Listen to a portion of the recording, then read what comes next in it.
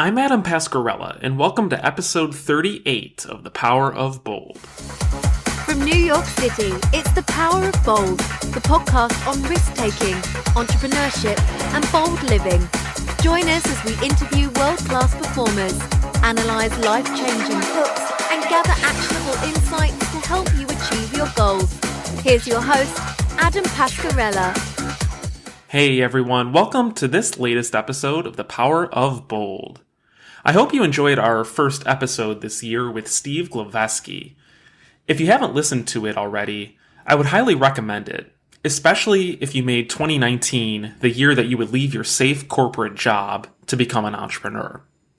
So in this episode, we're continuing this trend of discussing helpful tactics and strategies for newly converted entrepreneurs. So I'm excited to share my discussion with Becky Sheetz, a business trainer, speaker, and the co-founder of Sun Tzu Strategies. As the name of her business implies, Becky is an expert on the teachings of Sun Tzu, the Chinese general and military strategist who wrote the classic book The Art of War. Becky wrote some popular books applying Sun Tzu's teachings to modern-day life, including The Art of War for Small Business. Becky's also a grand master in jiu-jitsu, which she shows in an awesome video on her website, which I'll link to in the show notes. If you don't know much about Sun Tzu or haven't read The Art of War, don't worry. For the purposes of this interview, you just need to know that Sun Tzu was a military strategist in ancient China. He was born in 544 BC and died in 496 BC.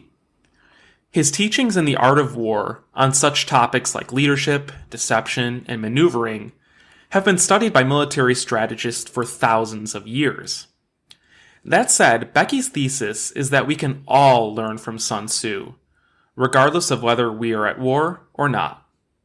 So in our conversation, Becky spoke about a variety of topics, including why small business owners and entrepreneurs should study Sun Tzu, why understanding ourselves is such a key component of Sun Tzu's teachings, why some of the best strategies involve avoiding direct conflict with your competitors, and how we can use spies to get a leg up on competitors. It's a fascinating discussion, and I'm excited to share it with you. Becky Sheetz, thanks for joining me on The Power of Bold. Thanks, Adam. I'm glad to be here. I'm excited to be speaking with you today because your book combines two things that really fascinate me. The first thing is history, and the second is how we can apply historical lessons to a new genre. And in this circumstance, it's starting or operating a small business. And we focus on topics related to entrepreneurship on this podcast. So it's really cool that we get to do it in the context of studying one of the greatest ever military strategists. So I appreciate you coming on the show. Once again, your book is called The Art of War for Small Business. And the title is really self-explanatory. But before we jump into the book, I'd like for the listeners to learn more about you and your interest in Sun Tzu. So first, can you explain to the listeners where exactly your fascination with Sun Tzu came from? Sure, that's a great place to start. I am really a lifelong martial artist. I take martial arts really, really seriously. I'm a grandmaster for what it's worth in a system of jiu-jitsu. I've done karate and kickboxing and all those fun things throughout my life. And I had the concept, I found myself in my small business often using analogies and metaphors from martial arts to just bring different insight and new ways of looking at things for customers, for clients, for coworkers. And I said, guys, there's a really interesting book idea here in blending martial arts and business. And I tried to, follow the money, right? I tried to find a publisher and an agent, and it just wasn't saleable. It's just not something that there's a lot of interest. Okay, we tried that. It didn't work out. Let's move on.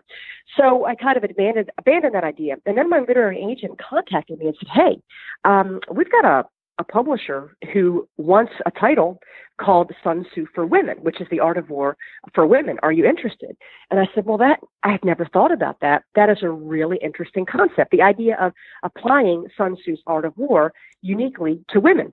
And by the way, I can use so many of the martial arts concepts and ideas and metaphors in this title. So I wrote that book, Sun Tzu for Women, and that really kind of reignited my fascination with the art of war. I'd read it, I'd applied it in my business, but I hadn't really thought about that specific niche title.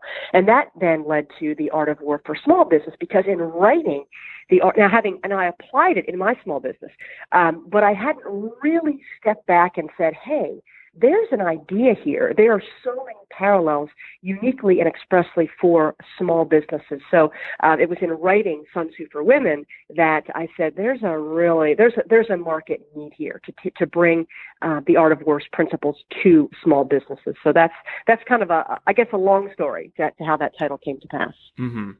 And I'd invite listeners to go to your website. We'll have that in the show notes, because when I was doing my initial research on you, one of the things I noticed is that you uploaded a video of yourself. I think it was doing jujitsu, taking someone down. I thought that was awesome, first of all. And second, that was just a good marketing strategy for you, just because you don't see that sort of thing that much. Right. So I give you credit for that. And that's interesting as well, for that you were, the martial arts led to these opportunities, and you kind of ran with them. You mentioned a couple seconds ago that you actually did use Sun Tzu's lessons in your business career. Can you maybe provide an example or two for listeners on how you did that?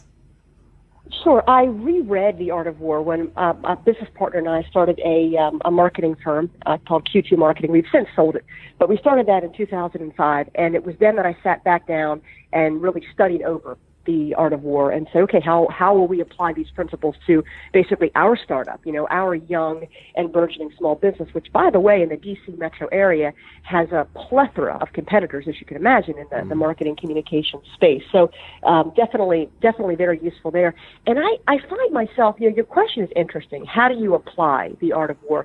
And what I find is, every time I study it freshly or study an excerpt or just come back to something, and of course I live and breathe it every day, but I find myself applying different facets. In other words, there's something that I'm focusing on right now that may not have been my focus area, 2 years ago, but it speaks to where I am in my career or in my business or where I am maybe interpersonally in dealing with relationships. So what you'll find, what you will not find with The Art of War is any real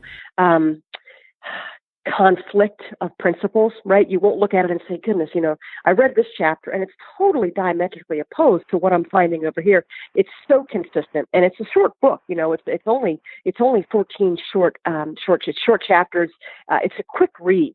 So that's kind of the beauty of it. It's so consistent that the principles really they overlap. They're insightful, but they really overlap. So right now, where I'm finding myself utilizing it very often, you might be surprised to hear that, but is it interpersonally? Is it using some of those the aspects of what makes a good general, what makes a disastrous general, and how do we utilize that to build and to advance our relationships?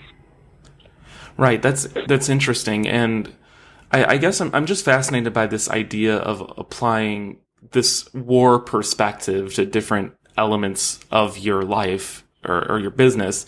And obviously, a lot of people can treat small business like war. In the book, you mentioned people like Larry Ellison and Marc Benioff who are scholars of Sun Tzu, and they apply the lessons in their daily lives. But like you just said, you also are applying it in your interpersonal life. And do you think war is a good metaphor for some of these things? I guess you can make a more obvious argument in the business context, but how do you apply that in the personal context? I'm just curious. Yeah, there's a lot of wisdom in what Sun Tzu writes about the disastrous traits of a general, and some of those are pride, arrogance, oversympathy, oversensitivity. If you're dealing with maybe difficult alliances or difficult competitors, and you're looking to advance something, and it could be something as large as a large-scale merger and acquisition, or it could be something smaller, like just dealing with the competitor across the block. if you understand what his or her, if you see that he or she is motivated by pride, motivated by arrogance, motivated by a massive, sense of self, how do you exploit that to your advantage? If that competitor or that person that you're engaging with, and sometimes this is about, very often with businesses, small businesses, it's about strategic alliances. So it's not necessarily about how to take somebody out, but how to work most effectively with them, right? What motivates them? You can ask them if it's a friend and an alliance. That's a great question. What motivates you? What gets you out of bed to do the work that you do? What do you care about? And this is something you should know about your employees too, the people who matter the most to you. What matters to you? What do you care about? And then how do you utilize that to help bring out the best in them? So unless you understand the people you're working with or working against, you really can't utilize those factors. Mm-hmm. The big themes I took from that answer are empathy, first of all, understanding your competitors, and then understanding yourself. And you have two really awesome chapters on both of those topics. We'll get to that a little bit later, but I do see your point. Yeah, I guess you don't have to apply the war mentality to everything that you see in your daily life, but Sun Tzu's thoughts on knowing yourself, knowing competitors, working with others, those are universal themes that you can apply no matter what. So I think that's something important for our audience to understand. They are, and the idea of building alliances too is so quintessential. I think we can make the mistake if we don't study the art of war, if we don't really understand it. We can make the mistake of saying, okay, it's all about blood, and it's all about the deception, and it's all about crushing the enemy. And that's really a misnomer. That's really a misunderstanding of the art of war. I know some people who study the art of war, and they really apply it as how to pursue peace, how to avoid war and pursue peace, and only go to war when you absolutely have to, which, by the way, is quintessential Sun Tzu. So the more you know about the art of war, the more that you see that it's about much more than war. Does that make sense? Yeah, absolutely. And if someone was going to pick up the art of war in addition to your book, it's like you said, it's a simple. It appears simple on the surface, at least, right? It's only 14, 13 chapters, like you said. If they're going to pick up this book, how would you recommend they approach it? I suppose finding the best translation is the first step, but beyond that, do you have any advice for listeners? That is a very good question. Anybody, I believe, can pick the book up, read it, and attempt to apply it. I really believe that. There are a number of works out there. My book, Sun Tzu for Women, the one for women, obviously, the Art of War for Small Business. Those are really tailor-made to specific audiences. So I'd recommend getting a book that helps. I guess start with the Art of War, and if you find, like, if you read it, you say, I don't know what to do with this. Okay, interesting nuggets, but how do I apply this? So you're really going to be missing out if you don't have an application. If you read the text and you say, okay, read that, check the box, what do I do with this? So if you find yourself lacking after having read it, then you absolutely want to get a work like mine or like somebody else's that helps to apply it. I agree with that. It's sometimes really nice to go to the primary source and try to understand what the original author was saying, but it can be intimidating, especially if you're new to this topic. Out of full disclosure, I haven't read the Art of War myself, but reading your book and seeing the passages you highlight gives me more confidence to pick it up and look at it later. Yeah. And it really is a series of quotes. I mean, it really it's not like reading it cover to cover is the only way to be immersed in it. If you read a book like mine, as you have, I think you get a narrow focus, right? Because I'm applying it for small businesses. So, you understand the agenda from which I'm writing it. But that's also a really effective way to study the text, is by reading The Art of War for Small Business. Mm-hmm. I would like to ask, so small business owners receive advice from so many sources, not only from friends, family, mentors. I mean, you're a small business owner. I'm an entrepreneur myself. You can almost drown with the amount of advice that you receive from others. And often it's contradictory. So you have to rely on your gut, your intuition, whatever it is, to make the final call. But you can also receive some good advice from books, including yours, including The Art of War itself. And so if the listener out there is very busy with their day-to-day life, perhaps they're a reader, but they like to read fiction books instead of nonfiction books, and I or you tell them, okay, you need to pick up Sun Tzu and apply his teachings to your business? Why should they specifically care about Sun Tzu? Yeah, that is a great question. And you asked before about the idea of war as a metaphor for business. And obviously, I think it's wholly appropriate because I've written these books that apply it. You know, if somebody's not comfortable with war as a metaphor for business, this is probably not a text for them, right? They're not. If you feel like, you know, look, my business is not war. If you don't believe that it's life and death, you know, I just talked to an entrepreneur just the other day who's actually going from one startup to another startup. He says, I'm at the point where I can't feed my family. You know, he's not a kid. He's a seasoned professional. You know, he went out, he took a risk, and it didn't work. You know, sometimes things fail. But that's war. You're at a point where you're not able to feed your family because you're losing. You know, that's not a game. The consequences of losing are very, very stark. So I think the idea of war for a metaphor is wholly appropriate. So, and in terms of reading The Art of War, one of the things that I think is really, really powerful is, Adam, we can go our whole lives looking at the world the way we look at it, and we can tack things on, right? But we kind of, we end with our own conclusions, right? We begin and end with our own conclusions, which is really, you know, a fait accompli. If The Art of War is an Eastern philosophy, obviously, so it is a very different way for Westerners to look at their problems, to look at their challenges, to look at competitiveness. The Art of War is really about competition.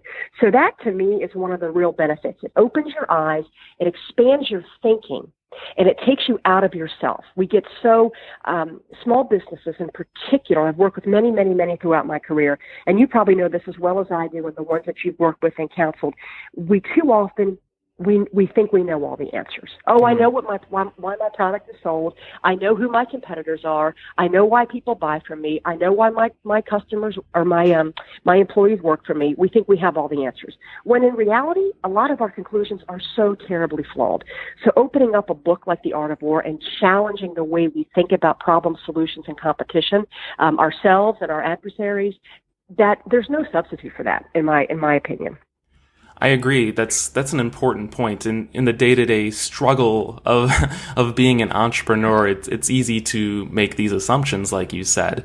And a book like this can really knock you off of your path, I guess, in a good way, not in a bad way. In a good way. But just to challenge your thinking and assumptions, and perhaps, you know, make you sit down and recalibrate if you have to.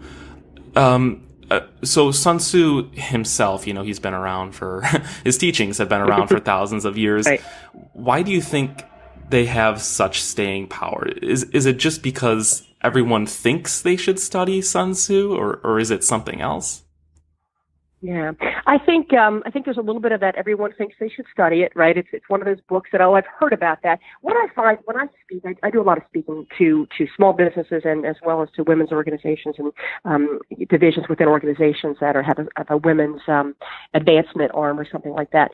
And when I ask how many people have read the text, and actually I do a lot of speaking in military circles as well, living here in the D.C. area. And in the military circles, you find the book's been digested more. But the applications to business, when you ask people to raise their hands, I mean, you just get a smattering of hands that go up. And very, very infrequently does somebody have a real deep understanding. You know, they'll come up, they'll ask a question, and they clearly, you know, have studied the text. So I think my anecdotal experience is that the studying of The Art of War among business practitioners in the circles that I travel is really minimal. So it's more of I should read that. It's on my bookshelf. Somebody said I should read it. But the studying itself is not where I believe it should be. And that's one of the reasons that I wrote the book, was to bring this text to women and bring this text to small businesses. But the staying power is because it works. I mean, in the military circles, The Art of War has been practiced in the East for 2,500 years. It's been practiced in the West in the Vietnam War with success by the North Vietnamese. It's been practiced in the West here in the Iraq conflicts by U.S. generals.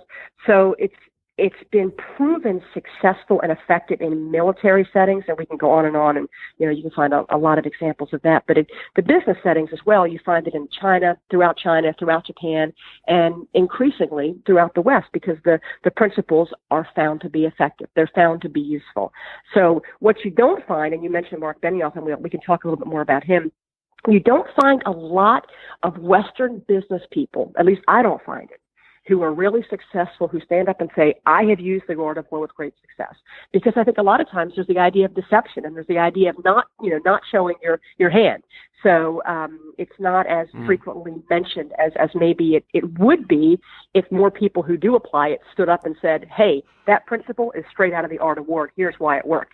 My book does highlight a lot of examples of business people who have used art of war principles, perhaps unwittingly, right? They may not have taken them from the text, but they're principles that have been successful, and they run parallel with the art of war. That's an interesting point. I hadn't thought about that. That's the art of war involves, deception and stealth, and perhaps there are a lot of really cunning business people out there that use it a lot, but just aren't willing to admit it at all. I'm trying to think of who that could be. I'll have to put some thought into. I know. It's a really interesting question, isn't it? I know. I've given that a lot of thought. But Sun Tzu says all warfare is based on deception, and it absolutely is. Do you think you were saying earlier that a lot of people have a minimal understanding of this text? Do you think it's because they don't think they need to read The Art of War unless they are currently in a conflict? It's not preventative to them. It's mostly just I'm taking on a huge competitor. I need to put on my armor. I need to strap in. I need to go, and I need to read The Art of War. That's a very, very interesting question. That's a fair conclusion. I'm not in a war right now, or I'm not thinking about it in terms of war, so it's not really applicable to me. Whereas if we thought about it as what it really is, which is the art of competition, how to out-strategize your competitors, how a small organization, a small force, a small business, or even not necessarily a small startup business, but I recently spoke at a small gathering of strategic partners about how their strategic alliance can become a much larger player in the industry that they're in. So these are large organizations. I mean, these are $1 million, tens and maybe even $100 million organizations, but they're playing in a huge competitive space with a lot of dollars. So they are not small businesses, but they're smaller than the big guys in a really competitive space. So I brought the idea of the art of war to them, and the idea of how to apply those strategic principles in their context to work together and to be strategic partners to understand how to overtake their adversaries. So it's really in understanding that the art of war, as you just said, it's not just about how to fight. Right. It's about how to fight in a crude context, but about how to out-strategize. Right. And when you were working with that organization, you're sitting down the employees, presumably in a conference room, and you're giving a presentation about the art of war. What's the most common misconception about this text? Is it just the fact that they think it only applies in war, when it seems like you're equating war with competition, not only with others, but perhaps with yourself? Did you encounter that, or what was a common misconception that you saw? I think that one of the most common misconceptions that I see everywhere is the idea that it's one of the key principles from the art of war is that you never go to war unless you have to. And you never fight a battle unless you know you're going to win. So battle and warfare is done strategically, it's done sparingly, it's done intelligently. So I think one of the misnomers is, so if I work with somebody or partner with somebody who's really studied this text, they're just going to want to go to battle. When in reality, if they really study the text, they're not just going to want to go to battle. They're only going to go to battle when they have to. They're only going to go to battle when they know they're going to be able to win and they're going to be successful. So it's a different application and a different understanding of war. Right. That's an important point. And so say a listener right now is interested in the art of war in your book itself. Again, it's called The Art of War for Small Business. And they have both books perhaps next to each other, or they're just looking at your book. What is the most important passage or chapter that they should start with? I have my own opinion about that. I'm curious to hear about yours. Oh, I'd love to hear. I'd love to hear what your favorite is. The one that I come back to when I'm speaking to groups of people, because it's not a personal conversation. I'm talking to 30 people in a small group, or I'm talking to hundreds and hundreds of people. The one that I think is the most meaningful to the largest group of people is if you know the enemy and you know yourself, you don't fear the results of 100 battles. If you know yourself, but not the enemy, for every victory gained, you'll also suffer defeat. If you don't know yourself or the enemy, you're going to succumb in every battle. So the bottom line is there, if you know yourself and you know the adversary, you're going to be victorious. If, like we said earlier, you make all these assumptions about who you are, and we make all these assumptions about who the enemy is, and we make all these assumptions about who our customer is, and we don't really know, we're setting the tables for defeat. So it's that knowledge of ourselves, knowledge of the adversary, and really also that implies knowledge of the competitive landscape. Right. And so my answer was one component of that. Yeah. It was understanding yourself, and I would like to speak about that for a bit, what you said as well. Please. So I think it's easier for people to study and understand the competition. You know, it's easy to pull up Google or a search engine, search for market share in your particular niche or industry. You could look at potential officers or executives at another firm, and it's easier in my mind and my perspective to analyze what they're doing and prepare a response. But to actually sit down with you, your team, and your organization and really have some difficult conversations about who you are, what you stand for, what products you have, I think that's much more difficult. And at first, do you agree with that? And second, for those people, perhaps entrepreneurs with small teams that are trying to really find their way, how do you navigate those difficult conversations and really remove some of the assumptions that you're holding? So you're asking that question. I don't know if it was rhetorical, or you're asking how do you overcome those assumptions? Is that right? Yeah, I'm asking you. Do you think it's easier, or do you think it's harder for entrepreneurs to look at themselves and ask some of the difficult questions? And second, if you believe that, how can you make the process easier? Yeah, no, absolutely. I could not agree more with that. Our biggest adversary can be our own assumptions, right? Our own false assumptions, because we're too close to the product, we're too close to the company, we're too close to the solution, and we think we know everything because we've invested everything into what we're doing. So to stand back and really examine that critically, it's painful. It takes a real lowering of our hubris, right, to do those things. And I think one of the most, but it can be done relatively easily, or it can be if we step back. And I think one of the ways we do that is we ask our customers, we find out when we lose business, when we lose opportunities, when we lose alliances, whatever it is when we lose, we find out why. How often do you hear, Adam, somebody say, oh, well, we lost that account because of this. Well, they chose our competitor because of this. Well, how do you know? Mm-hmm. How do you know? You're making assumptions because of what you already, what you came in believing, what you came in knowing, what you heard somebody out there say. So, I mean, I've very often asked a client, why did you choose to go with the other competitor? What was in their proposal? I've even asked clients when I've won, why did you choose us? Mm-hmm. And you'll be surprised, especially if they like you and they don't like the people that they didn't choose. You will be shocked at what they will tell you. So you're really committing honesty and asking really hard questions, talking to your competitors' salespeople, talking to your competitors' developers, talking to people in the community about what's going on, and not the whisper down the lane hearsay, but really getting good intelligence. I know one business person who does his best to get a sales guy or a couple sales guys out to dinner and drinks and get as much information from them as he can. Mm-hmm. So really, we spend all of our time at our desks working on what we think we know, and we don't ask the questions about the things that we don't know, then we're going to continue to go down those flawed paths.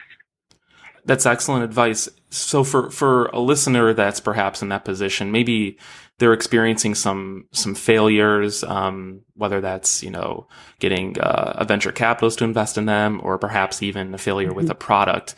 I agree with that. They should speak with those people that have turned them down and question some of their assumptions. How do you approach that conversation? Do you have, I'm assuming there's no playbook to do that, but do you just go up to these people and say, hey, what did I do wrong? Or is there a more tactful way to approach that? Yeah, I think a lot of that comes down to relationships and how much how much value that venture capitalist sees in you, right? If you have a relationship with them, or they know that there's something, they turned you down, but they know that there's something in you, there's something authentic, there's something genuine, there's something worth investing at least a conversation in, and that can't come from a position of defeat. It can't come from help, right? It's got to come, Sun Tzu says that every battle is won before it's fought. I love that idea. Yeah. So in that case, you lost the battle. You lost the funding. So now you come from a position of confidence. And you say to the venture capitalist, I'm sorry we lost. I understand. You made the different decision. You made the right decision for you. That's great. I would love to have an opportunity to just talk with you about how we can win the next opportunity with you. There's not really, it's not a game there. It's sometimes it's just about an honest to goodness, direct conversation. There's a time for the indirect approach, which is what the art of war is all about, but there's also a time for a direct approach. And sometimes you have to know when to do which. And they might not tell you, and they might lie, and they might not want to tell you, and that's the risk. When somebody doesn't choose you, they may not have pick your word. They may not have what it takes to be honest, and that's too bad. But a lot of times, I think we can ferret that out by how well we can read the other person across the table. And by the way, if you or I are not particularly good at reading people, you know people who are excellent at reading people. When they tell you, hey, look, here's what the customer didn't say, but here's what they're thinking. Some people are really good at that. Some people are terrible at it, but they oftentimes think they're good at it. Yeah, so right. That's the danger. My point is, that's the danger, exactly. And not to listen to that person's gut or to just do the opposite. So if we're not good at having that conversation and understanding what's not being said, but is the intention, take somebody with you who is. Does that make sense? Yeah, absolutely. And that comes from knowing your strengths and your weaknesses. Exactly. I was going to follow up with you and say, okay, you're sitting down with these people having an honest conversation. How can you tell that what they're delivering to you is genuine feedback, especially if you're speaking with a competitor's employee, because they may have their own agenda? Yeah, that's right. So, that is exactly right. You're right. You're exactly right. And that is the strategy, and that is the reading and understanding. And if you're just trying to milk information, people know that, right? There's got to be something in it for the other person, right? It can't just be, hey, lay it all on the table. Tell me what I need to know. Thank you very much. There's got to be something that you've got to have something in it to offer to that salesperson. Maybe it's, a job in the future if things don't work out with them. There's something, there's got to be an incentive. There's got to be, and that's really quintessential art of war when you're dealing with spies, when you're dealing with people in a captured territory or a territory you're advancing into. You have to have something developed that's advantageous for them. It's not just about, taking. There's got to be an upside for them as well.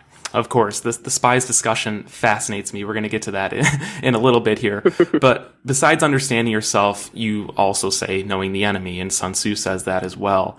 And one of the things that struck me with that, especially for early stage and, first-time entrepreneurs maybe getting their minimal viable product off the ground, maybe it's a prototype, I'm wondering how much attention they should pay to competitors. Now, granted, it's critical to understand the market atmosphere, how the market is situated, the large and small competitors in there. But at least when you're starting out, if you're an early entrepreneur, what would you say to that? How much attention should you actually pay to competitors? Or should you focus maybe like 90% of your time on your own product and developing product market fits, those sort of things? Right. That's a really good question. And, I know that one school of thought is that you focus on yourself and you build what you can build and you bring it to market. But in my view, I don't know how you can bring something to market effectively if you don't understand who else is in that marketplace. So, how many times do small businesses, it's unquantifiable, but how many times do small businesses spend a lot of energy building something for which there's not a market, next, as soon as it's ready to come to market, or for which there's already a player that has something a whole lot more successful and a whole lot more effective. So, it's one of the great plagues of small business owners and of entrepreneurs is our own great ideas. Man, I think this is great. I'm going to build it. I'm going to, forgo sleep and my relationships and meals and my life, and I'm going to build it. And here it is, and there's no market for it. So, you think about how much, if you don't know that marketplace and you don't know what's really needed and you don't know who's in there and who's coming into there, I don't know how you can be successful in the long term. I mean, okay, maybe you can build something and sell it, but it's not going to have staying power, and it's not going to have real value to you or to the market. Right. And yeah, I agree with that. If you're kind of just in your own head and and just in your office, not talking to anyone, not even developing the spies that we talk about, you're putting a lot of roadblocks ahead of you, and you're not, it's going to be much more difficult to be successful. And along with this discussion of enemies, when I was reading this section of the book, I thought, there are a lot of enemies out there, not only direct competitors, Apple, Samsung, you can go down the list, whatever it is, but there are also alternatives to a product or service. And I think of some of the literature from people like Clay Christensen, the Harvard Business School professor, who speaks about alternatives to products. Like, say you own a movie theater, your competitor not only is other movie theaters in your area, but it's also your phone. It's also a restaurant. Right. There are many alternatives to a product or service that we're offering. Considering that, how would you or Sun Tzu recommend that entrepreneurs perhaps approach all these enemies, categorize them, decide which ones to attack first? I know that's a difficult, complicated question, but do you have any insight on that? I think the easiest way to answer it, it's theoretical, but it's no less true, and that's to go where the enemy isn't.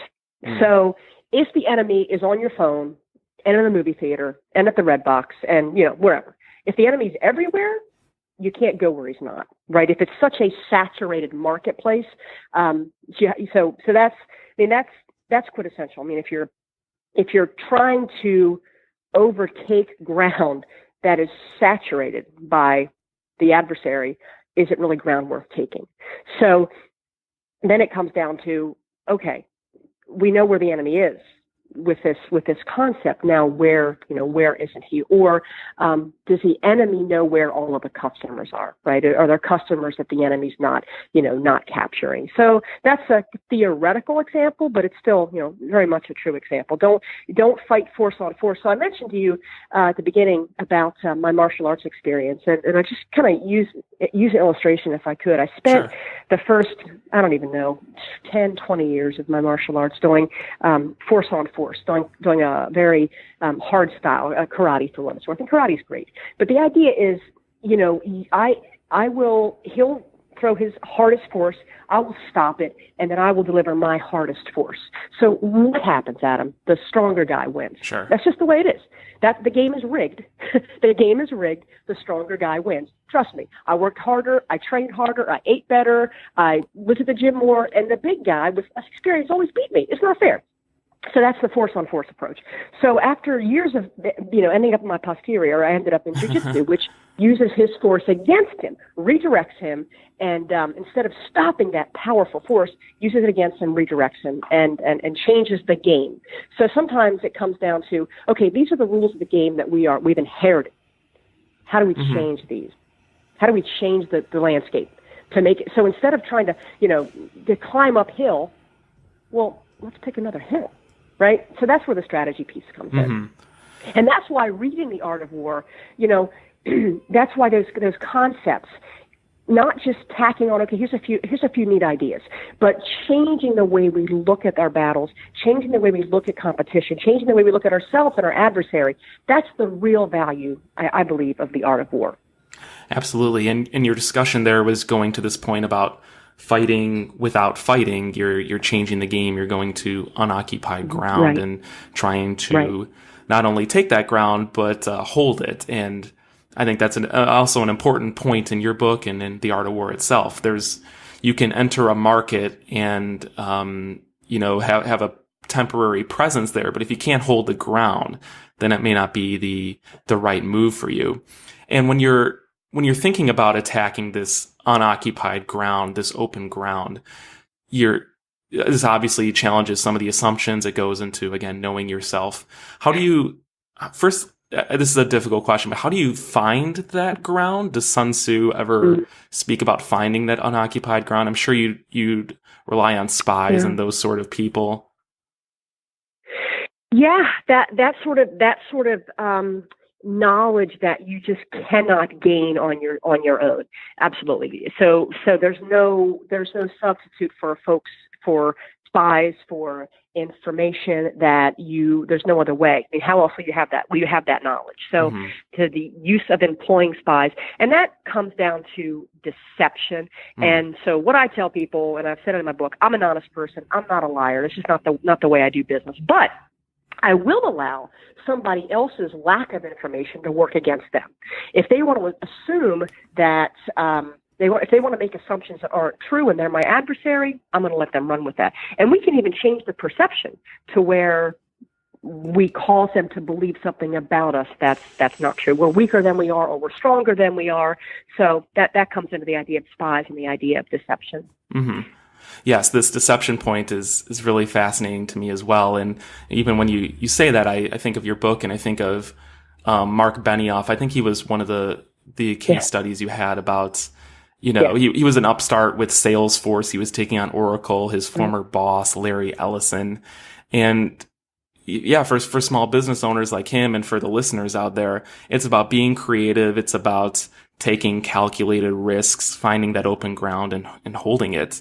Do you, I may be putting you on the spot here, but do you have any stories about Benioff on how exactly he did that? How he used deception to grow Salesforce?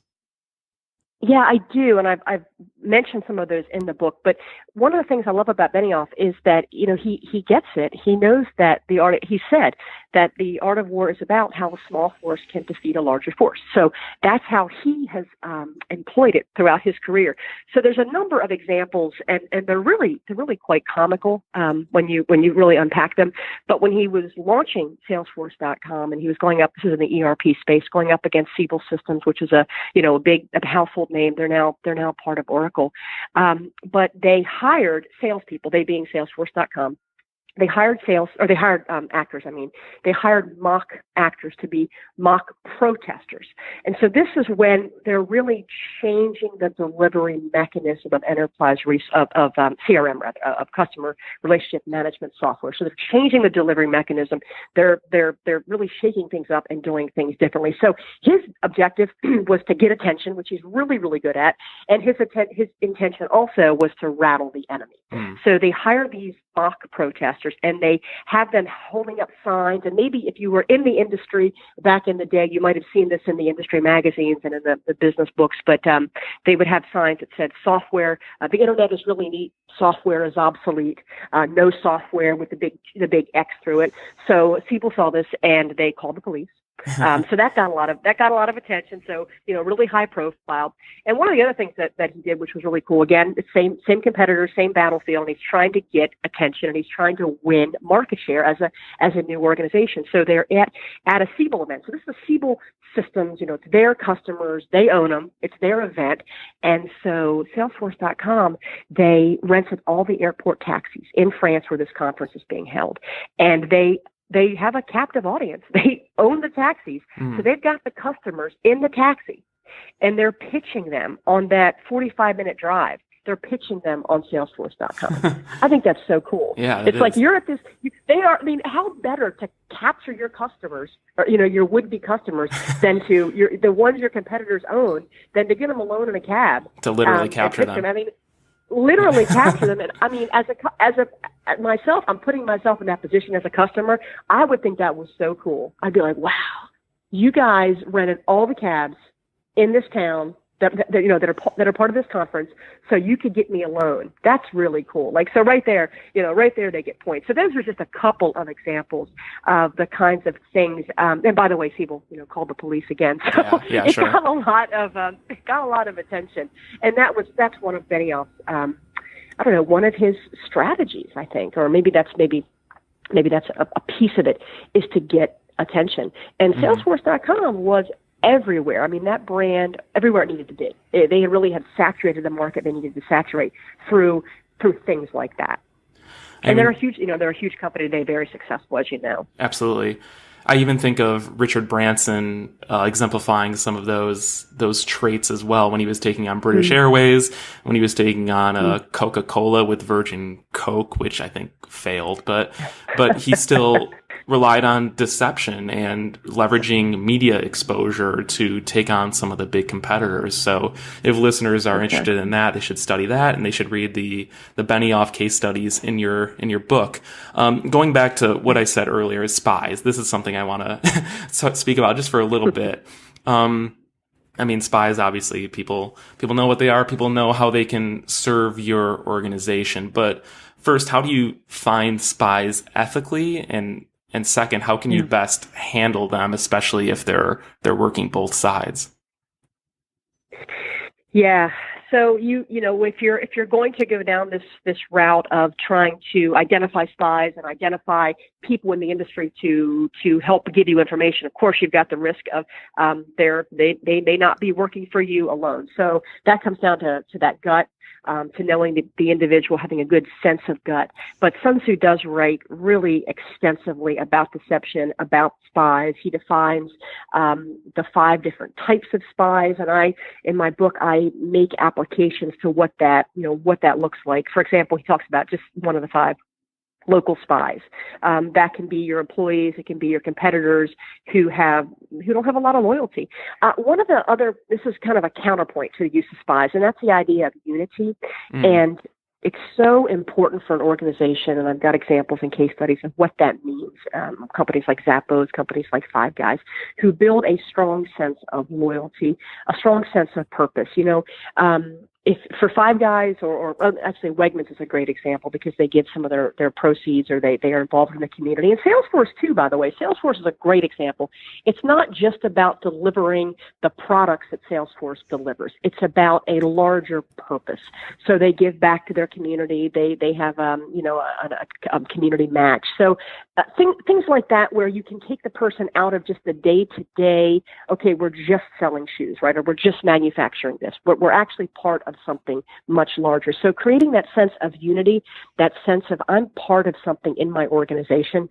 So, there's a big difference between somebody who's coming in, doing their job, doesn't really care, doesn't really want to be there. They've got their resume out. So for a small business to be successful, to really be successful and to really think growth, and the art of war is all about growth.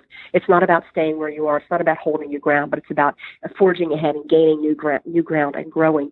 You've got to have the type of people who care about what you're doing and who are united around a cause and a purpose and a mission, and they all get it, right? They all can say what you do. They all can say why you do it, and they all can say why it matters. And by the way, it's not just about making money. That doesn't work. It doesn't work. It's got to be something bigger than that. So the counter to that is, if you're going to be using spies, if you're going to be using disgruntled employees or maybe customers, even customers of a competitor. I mean, your industries are only so big. You can identify and track these people down if you really want to. But you find people who aren't altogether pleased, aren't altogether united, aren't altogether happy. And, you can find resumes. You can see who's looking for a job through various resume sources, things like that. So, if you want to do it, you can do it. And so then it's a matter of, just building those relationships and building a relationship of trust. And again, giving them some incentive, giving them a reason to give you information or to give you whatever it is that you want to get out of them. Not just, it's like any business. If you're just like, give me, you're not going to build a relationship. You're not set for growth. But if you're really building something that has long-term value, and the art of war is not just about transactions, it's about long-term value and growth and making something that's got some staying power.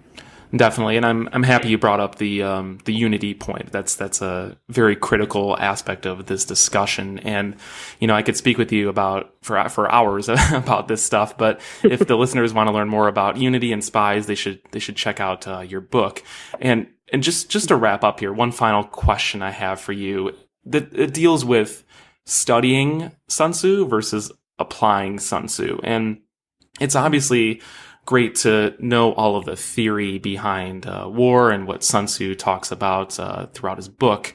But applying the lessons is an entirely different story. Even if you have a plan to apply them, the application and execution part is difficult. Considering that, how can listeners effectively put these lessons into practice? And I'm specifically talking about, first-time or young entrepreneurs, if you can answer that. Yeah, and I hate to just make this sound like pander, but really, my book, The Art of War for Small Business, is designed for that. I mean, you can pick up the text and you can get a good sense of what the strategy is, but adapting and understanding what it means.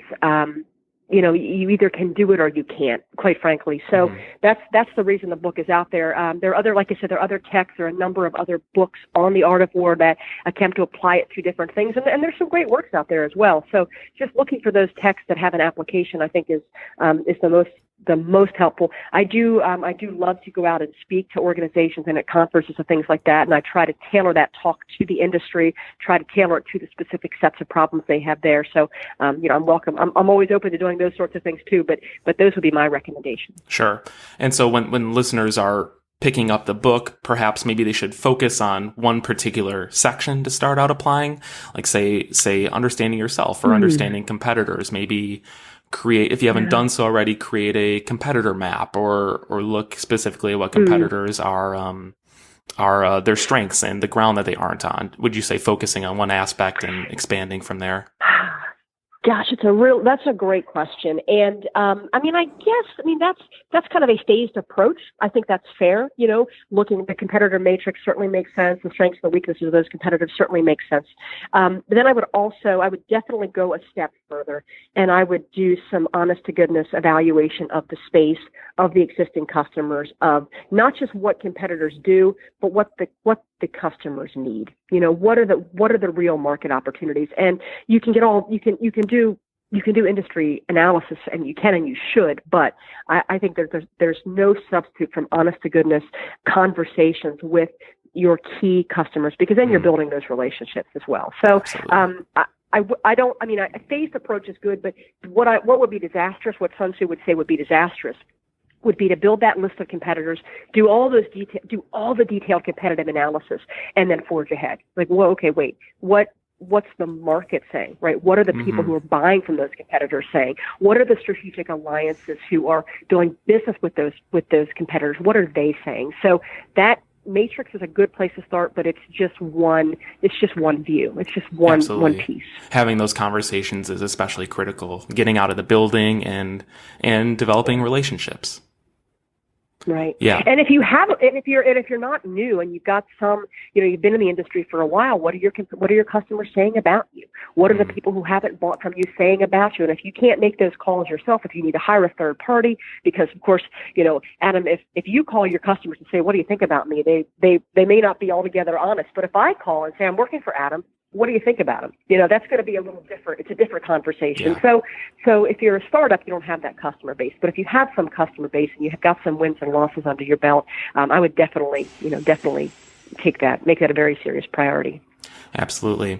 Well, Becky, this has been an awesome conversation. Like I said at the beginning, I love the application of historical text to current practices. So this book especially spoke to me.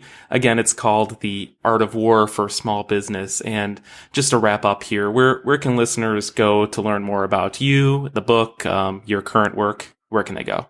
Sure. The website is suntzustrategies.com, SUNTZU strategies.com. You'll find all information on my books there. There's also a really cool business parable I wrote with my partner there, Marc McNeely, called Tiger and Dragon. You can that's on Amazon as well, and it's a business parable on the art of war. So I think it's really cool. It's a fun read, and it's really good on that, like we talked about, kind of stretching that way of thinking so that we can analyze our problems outside of ourselves. That's cool. I'm going to check that out, and I'll put all of that information in the show notes. Well, Becky, thank you so much. I wish you the best of luck with everything going forward, and I'll start applying the art of war to business. Great. Thanks. It's a great conversation, Adam. I really appreciate your time and appreciate your listeners. All right. Thanks, Becky. Once again, that was Becky Sheetz, the author of several books about Sun Tzu, including The Art of War for Small Business. If you'd like to learn more about how Sun Tzu can help your business grow, I'd suggest picking up the book. It will challenge some of your assumptions about your business strategy and will make you think about how to adjust course going forward. Like we said in the interview, it's always helpful to have some catalyst, like a book, that can help you get out of your own head and challenge your current line of thinking. This book can help you do that. So that's it for this episode of The Power of Bold. Thanks again for joining me as we explore some of these topics. I'm really passionate about this stuff, so if you have any feedback or book recommendations, let me know. And as always, we'd appreciate if you can leave a review for the show on iTunes or Google Play. We'll see you next time. Thank you for listening to this episode of The Power of Bold. For show notes and a transcript of this episode, visit thepowerofbold.com. Feel free to get in touch by visiting our Facebook and Twitter pages. And don't forget to subscribe to the podcast on iTunes or Google Play. We'll see you next time.